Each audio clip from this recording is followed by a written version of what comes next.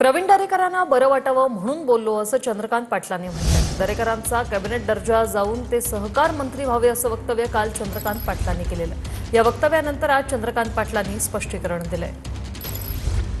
पत्रकार परिषदेनंतर होती म्हणून पत्रकार आले आणि ते म्हणाले की ज्या अर्थी तुम्ही सहकार खातं प्रवीण दरेकरांकडे येईल असं म्हटलं आणि अर्थमंत्री देवेंद्र आहेत असं म्हटलं, ही दोन्ही खाती राष्ट्रवादीकडे आहेत, ती तुम्हाला घ्यायची आहेत का? मी त्या प्रवीणला बरं वाटावं म्हटलं तर ते म्हणतात की ती दोन खाती तुम्हाला घ्यायची आहेत का? हे भांडण निर्माण करणार आहे सारखं। एकाकडून निघायचं की तुमची प्रतिक्रिया काय, मग त्याच्याकडे ते असं म्हणाले तुमची काय प्रतिक्रिया। त्यामुळे ते एक अशी रचना आवश्यक होती। यवतमाळच्या राळेगावमध्ये जवळपास 34 मुली गायब झाल्याचा आरोप होतोय।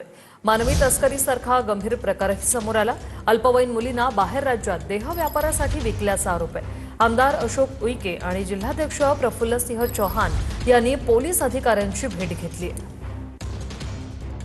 केवळ मुलींनी स्वइच्छेने घर सोडण्याचे नसून हा एक मिलीभगत करून एक सिंडिकेटच्या माध्यमातून हे अल्पवयीन मुलींची राज्यात परराज्यात मुंबई पुणे आणि बेंगलोर सारख्या शहरामध्ये 80,000 रुपये ते 1 लाख रुपयामध्ये विक्री करण्याचा हा प्रकार आहे। एक हे असं लक्षात आलं। दुसरं, हा छोट्या छोट्या 15-15 वर्षांच्या मुलींचं 50 वर्षाच्या 44 वर्षाच्या मुलांसोबत 50,000 1 लाखासाठी विक्री करण्याचा हा प्रकार आहे असं लक्षात आलं।